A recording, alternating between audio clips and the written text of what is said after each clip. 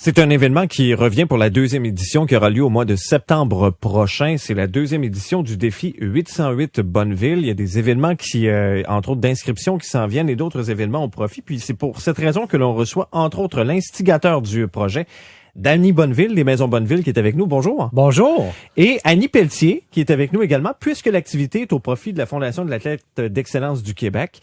Et tu y travailles déjà depuis plusieurs années. Bonjour, Annie Pelletier. Bonjour.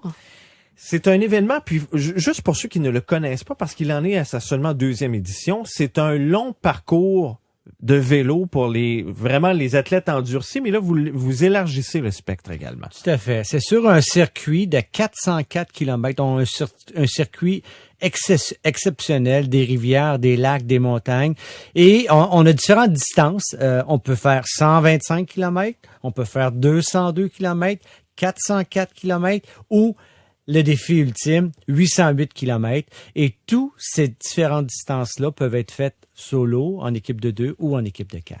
Et ça se passe à Mont-Tremblant. À Tremblant, à la fin septembre, la fin de semaine du 22 septembre. Dans la période des couleurs. La période des couleurs. Déjà Tremblant, sans les couleurs, c'est exceptionnel. Le parcours est exceptionnel. Et là, avec les couleurs, c'était vraiment, l'année passée, c'était débile. Et vous êtes un athlète, vous êtes même un athlète, là. J'ai vu des distances que vous aviez parcourues à l'époque. Vous avez fait des défis de plusieurs, pas loin de 800 km, vous l'avez fait déjà. L'année passée, le 808 km, oui, je l'ai fait solo. On était 5 à prendre le départ du 808 solo. 3 qui a terminé le parcours. Moi, je l'ai terminé en 34 heures sans dormir. Donc, oui, c'est un défi ultime. C'est un défi extra, vraiment aux limites. Par contre, le 808 Bonneville, c'est pas l'histoire de faire 808 km, c'est vraiment l'histoire d'inciter les gens à relever leur propre défi, si c'est 100 km, si c'est 200, si c'est 400, et de se remettre en forme, d'adopter de saines habitudes de vie et pendant tout l'été, hein, c'est pas à propos d'une journée, mais du parcours, pendant toute l'année, on se prépare pour relever notre défi. L'année passée, on a vu des gens franchir la ligne d'arrivée et des gens qui avaient jamais fait de vélo, qui ont fait 100 km, d'autres qui ont fait 400 km, qui avaient jamais fait ça. J'ai une personne de 72 ans que lui s'est inscrit aux 400 km, il a fait 200 le samedi, puis il a fait 100 le dimanche et il a dû arrêter parce qu'à cause de la chaleur, tu sais, il était le premier cette année à se réinscrire aux 400 km. Fait que ça, des gens comme ça, c'est inspirant. Ouais. D'ailleurs, ça fait partie de notre slogan. Hein? On dit que l'inspiration, ça fait partie de l'ADN du défi 808 Bonneville, et c'est vraiment ça. Mais j'ai accroché à quelque chose que vous venez de dire avant d'aller rejoindre Annie Pelletier. Vous dites 34 heures de temps. Vous vous sentez comment après 34 heures? Et mal partout? Oui. Disons que quand on fait un marathon, hein, on dit qu'on doit frapper un mur. On en frappe un mur quand on fait un marathon, puis on doit traverser le mur pour pouvoir franchir la ligne d'arrivée. Mais je peux vous dire, dans une distance de 800 km comme ça, j'ai dû franchir au moins 3 murs, si c'est pas 4. À chaque moment, on pense que c'est terminé, qu'il reste plus rien, des douleurs, le mal de cœur, le mal d'estomac, on est plus capable de manger. Donc, faut vraiment traverser puis pousser à travers ces murs-là. Puis ce qui est vraiment surprenant, puisque on apprend beaucoup sur nous-mêmes, c'est que derrière tous ces murs-là se cache de l'énergie, se cache des réserves qu'on pense qu'ils sont pas là, mais ils sont là. Donc, quand on traverse ce mur-là, après ça, j'avais des regains d'énergie. Et c'est vraiment incroyable de voir comment le corps humain est fait. Annie Pelletier, vous avez dit tantôt, juste avant d'aller en ondes, vous allez le faire, le défi? Oui, cette année, je le fais. J'ai décidé de relever le défi. J'ai été tellement inspirée l'année passée par mon expérience comme spectatrice, comme ancienne boursière qui était là sur place, sur les lieux. Puis de voir Danny comment... Tu me permettras de te tutoyer, mais t'es pas une cycliste Non, pas du tout. Mais je me promène à peine en Bixi. Alors, on travaille là-dessus présentement. Ouais, vraiment, je pars de très, très loin, là. Alors, pour moi, ça cadrait vraiment bien avec... j'ai eu un petit garçon, j'ai eu un petit bébé il y a 2 ans et 2 mois. Donc là, j'étais vraiment prête à reprendre des saines habitudes de vie, à reprendre ma forme physique aussi. En tant qu'ancienne athlète, tu veux être à ton meilleur. Et quoi de mieux que de se fixer un défi en tout début d'année et de faire tous les choix nécessaires, prendre les décisions et de s'engager envers ce défi-là pour réaliser cet objectif. On parlait de mur tantôt. Est-ce que comme ancien athlète, tu dis de reprendre cette espèce d'habitude de vie-là, de reprendre l'entraînement, ça fait partie de ton quotidien pendant des années comme athlète olympique, là, comme médaillé olympique.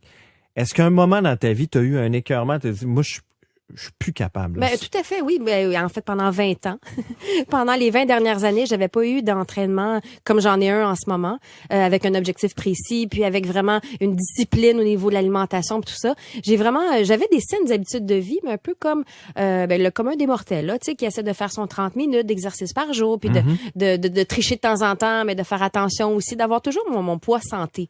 Mais là, avec le défi que Danny me lançait l'année passée, lorsque lui, il a franchi la ligne d'arrivée. Il m'a dit, l'année prochaine, ça va être à ton tour. Évidemment que moi, je commence pas par les 800 km. Je vais faire 100 km.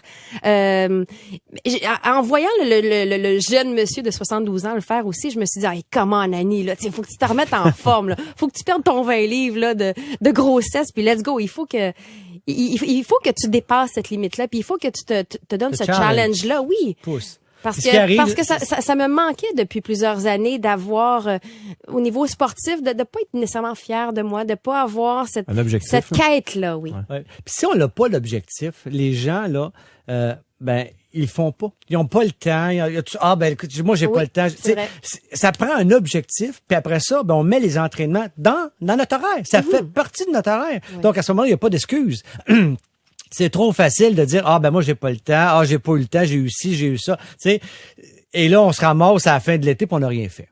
Donc on s'inscrit au défi 808 de Bonneville. J'étais la première à m'inscrire cette année. On choisit un défi à notre taille et par la suite on se met en forme pour le relever. Pourquoi la Fondation de l'athlète d'excellence, c'est la fondation qui a été choisie pour remettre les profits du défi?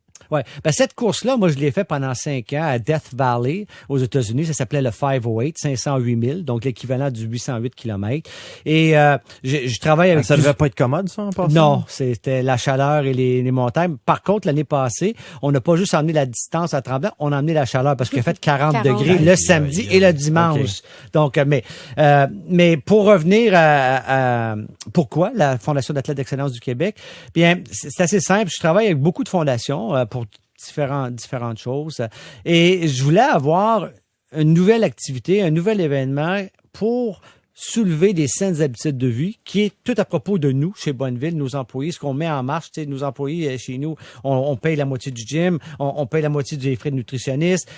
On essaye d'inculquer ça à tous nos employés parce qu'on s'aperçoit que ces employés-là qui rentrent en forme, qui rentrent parce qu'on fait de l'exercice 3-4 fois par semaine avec un sourire, c'est pas les mêmes personnes. Donc, ça me ressemblait beaucoup. Puis quand j'ai rencontré Annie et Pierre Dubé, qui était l'ancien directeur général de la Fondation d'excellence du Québec, ils sont venus me chercher, puis les valeurs étaient les mêmes. Pour la Fondation, les Jeux olympiques qui se terminent cette fin de semaine c'est la preuve que les montants qui sont versés donnent des résultats. Vous me disiez juste avant d'entrer en onde, il y a 28 athlètes boursiers ou anciens boursiers de la Fondation qui sont là. Oui, les Kim Boutin de ce monde, Samuel Gérard, Michael Kingsbury, Justine Dufour-Lapointe, pour n'en nommer que quelques-uns, ont tous eu une ou plusieurs bourses de la Fondation alors qu'ils étaient vraiment au tout début de leur carrière au niveau national et international. Alors, ils étaient pas du tout connus, ils étaient pas commandités, ils avaient pas de médaille olympique au cou.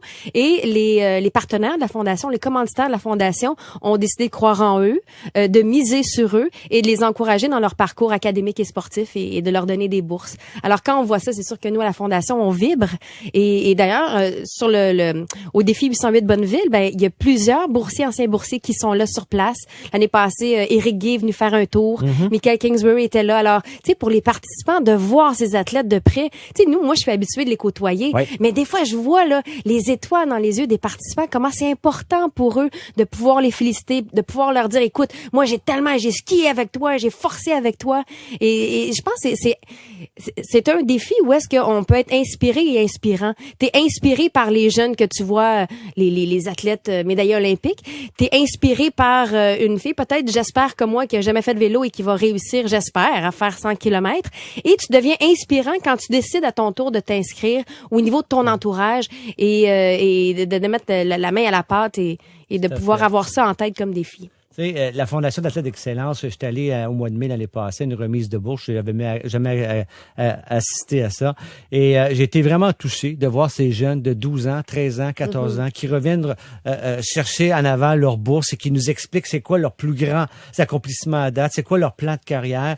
Et vraiment, tu sais, dans le fond, ce qu'on est en train de faire à la Fondation d'athlètes d'excellence, c'est qu'on est en train de créer les leaders de demain qui vont à leur tour inspirer. Comment qu'il y en a des jeunes qui descendent les pentes de ski, qui s'imagine s'imagine être Michael Kingsbury, qui s'imagine être Eric Gay et tous les autres sports. Donc, tous ces athlètes-là inspirent tous nos jeunes de demain à faire du sport. Puis on sait que le sport, ben, c'est toutes les leçons de la vie qui sont là-dedans.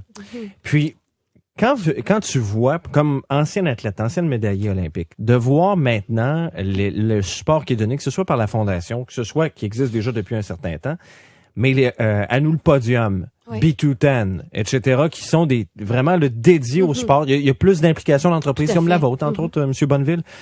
Mais c'est difficile encore là pour le mécénat privé, c'est pas facile. J'entendais l'agent il y a pas si longtemps d'Alex Harvey qui dit qu'en commandite, c'est à peu près impossible d'aller chercher quelque chose. Toi, comme ancien athlète, de voir que ces programmes-là existent, penses-tu que ça aurait changé quelque chose au moment où tu y étais? Ben moi, j'ai eu la chance d'avoir McDonald's comme commanditaire avant même de remporter une médaille. Alors, j'ai été une des très, très choyées privilégiées d'avoir un commanditaire avant de monter sur un podium olympique. Et c'est certain que ça a eu une grande conséquence sur ma carrière. J'ai pu faire des camps d'entraînement. J'ai pu vraiment me concentrer. On s'est réveillé à temps, là, au Canada? Il y a tel temps qu'il se passe quelque chose? Ben, certainement, parce qu'on le voit de plus en plus, les athlètes peuvent faire aussi plus qu'un cycle olympique, hein. 1, 2, 3, 4 Jeux olympiques. Donc, ils arrivent, le premier Jeux olympiques, bien souvent, ils vont aller prendre l'expérience, mais t'as un gars comme Samuel Girard qui vient de remporter une médaille d'or olympique. Lui, il est comme exceptionnel, mais c'est ça. Donc, je pense qu'en les soutenant mieux financièrement au niveau québécois, au niveau canadien, avec les programmes de bourse, tout ça, ça amène un défi supplémentaire aussi de mieux les encadrer parce qu'ils vont prendre leur retraite plus tard. Et ça veut dire qu'il faut mieux les encadrer aussi au niveau académique et faire en sorte qu'ils restent à l'école le plus possible dans une formation professionnelle parce que ça veut dire que ça va repousser aussi la transition de carrière. Et ça, c'est important aussi à préparer en amont, en parallèle. Alors, ça représente un autre défi. On les appuie mieux, ils ont des plus longues carrières et il faut leur offrir des services d'accompagnement afin d'en faire des athlètes, des adultes équilibrés par la suite lorsqu'ils vont prendre leur retraite. Merci beaucoup à vous deux d'être venus nous voir. Merci beaucoup de votre implication. Annie Pelletier, à la prochaine. À la prochaine. La Fondation de l'athlète d'excellence du Québec, ainsi que Danny Bonneville, qui est le président des Maisons Bonneville également. Pour les inscriptions, défi808bonneville.com.